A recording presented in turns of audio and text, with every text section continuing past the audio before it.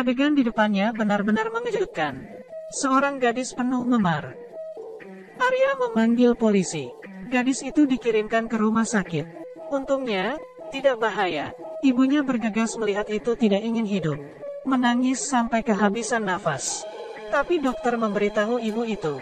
Sebuah berita yang membuatnya semakin sedih. Putrimu telah diserang. Ibunya mendengar ini, menangis seperti petir dan langit biru. Akhirnya menunggu sampai putrinya bangun. Ibu bergegas untuk bertanya siapa yang melakukan ini. Tapi putrinya langsung menutup tirai. Tidak ingin mengatakan sepatah kata apapun kepadanya. Sebenarnya ibu ini bukan ibu kandung anak itu. Gadis itu tidak mau melihatnya. Sampai ayah gadis itu datang. Gadis itu akhirnya membuka hatinya. Ternyata belum lama ini, di kelasnya, sebagai ibu guru, menemukan seorang laki-laki di kelas dengan sebuah ponsel. Jadi dia menyita ponsel laki-laki itu dan melemparnya keluar jendela. Laki-laki ini menyimpan dendam. Di reuni teman sekelas tadi malam, anak laki-laki itu menyadari bahwa guru itu juga di sini. Gaun merah cerah, terlihat sangat mempesona di keramaian. Hati anak itu menjadi jahat. Jadi dia mengambil inisiatif untuk menyapa gadis itu. Tapi dia tidak berharap gadis itu melepaskannya. Anak laki-laki itu tidak kembali ke tempat duduknya. Ditertawakan oleh teman-temannya. Ini membuat anak laki-laki itu malu.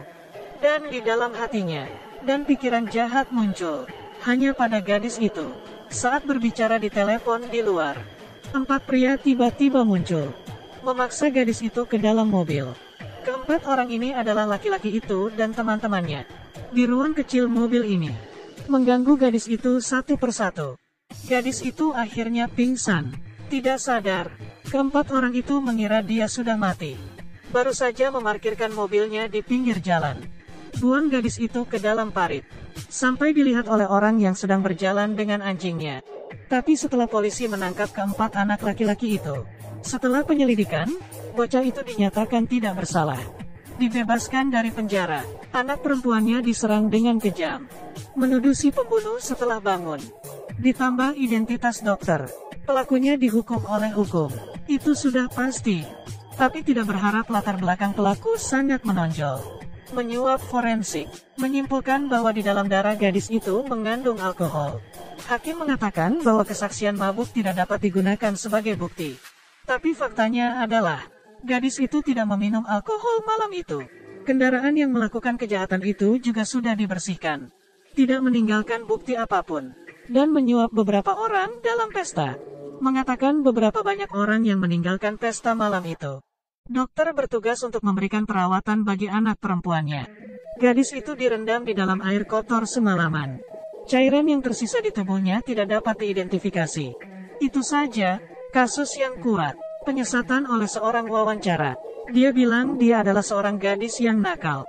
Hakim mengumumkan, pelaku dibebaskan. Ayah gadis itu sangat sedih dan marah. Meninju penjahat itu di wajahnya. Tapi hakim malah menghukum ayahnya karena tidak mematuhi peraturan di pengadilan. Menangkap paksa ayahnya. Pelaku sebenarnya dibebaskan. Dan suami yang meninjunya benar-benar membuat ibunya putus asa menghadapi putrinya. Dia memutuskan secara pribadi mencari keadilan bagi putrinya. Keesokan harinya, ibunya mengikuti penjahat itu dari belakang. Tiba-tiba menginjak pedal gas. Mobil itu bergegas dengan cepat. Akibatnya dia harus berhenti oleh mobil yang melaju kencang. Ibu yang selamat dari itu tiba-tiba sadar. Sungguh tidak pantas untuk menukar nyawanya dengan nyawa seseorang. Dia ingin menggunakan cara lain. Biarkan semua pelaku itu membayar harganya. Jadi dia menemui seorang detektif. Mempelajari tentang keadaan semua pelaku. Malam hari, ibunya berada di sini, dengan dandanannya. Sebuah bar yang sering dikunjungi oleh para pelaku. Sedikit trik untuk memikat pria itu ke dalam mobil. Dan ketika pria itu bangun dengan bingung keesokan harinya, saat menggunakan toilet di pagi hari, tapi ternyata alat kelaminnya hilang. Kaki pria yang panik itu tergelincir. Lalu kepalanya terbentur keran air. Langsung kehilangan napas di tempat. Setelah melihat berita itu, gadis yang terluka akhirnya membuka hatinya, berani melihat sinar matahari di jendela. Dan saat ini ibunya berencana untuk membuat semua pelakunya membayar harganya. Ini adalah pria yang suka berolahraga. Tapi ketika dia meminum protein setelah berolahraga, mulai memompa seluruh tubuhnya. Ketika pelayan menemukannya pingsan, ternyata ibunya sedang menghukumnya, pelaku yang telah menyerang putrinya. Sebagai guru biologi, sianida diekstrak dari apel. Diam-diam meninggalkannya di rumah pelaku. Masukkan sianida ke minuman protein pria itu. Setelah pria itu dikirim ke rumah sakit, dia telah menjadi lumpuh. Polisi mulai menyelidiki. Sepupunya menjadi subjek investigasi pertama. Di rumah sepupunya, polisi menemukan banyak apel tanpa biji, dan alat pengekstrak di wastafel, layar komputer, cara mengekstrak sianida. Dan semua ini supaya sepupu pelaku itu ditangkap. Tapi ketika polisi hendak pergi, menemukan kacamata merah di atas meja. Kemudian polisi itu menemui ibu itu. Karena korban dari beberapa kasus, semua berhubungan dengan gadis itu. Tepat ketika wanita itu mencari kacamata di tasnya, polisi mengeluarkan kacamata merah itu. Tapi ibunya mengeluarkan kacamata yang sama.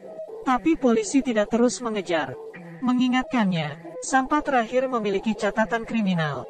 Jangan main-main dengannya. Saat ini, pelaku terakhirnya, tapi dari mulut orang yang lumpuh, mempelajari semuanya. Semua karena ibu gadis itu. Jadi dia datang ke rumah gadis itu, menembak dan membunuh suaminya. Ibunya melakukan yang terbaik untuk melindungi putrinya. Tapi ibunya adalah target penjahat ini.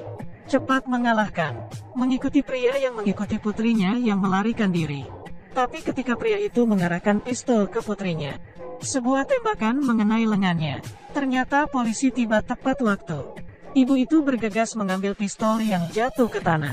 Polisi memujuk ibu itu untuk meletakkan pistol, ingin menghukum penjahat ini sendiri. Dan saat ibu itu meletakkan pistolnya, mulut penjahat itu menunjukkan senyuman kemenangan.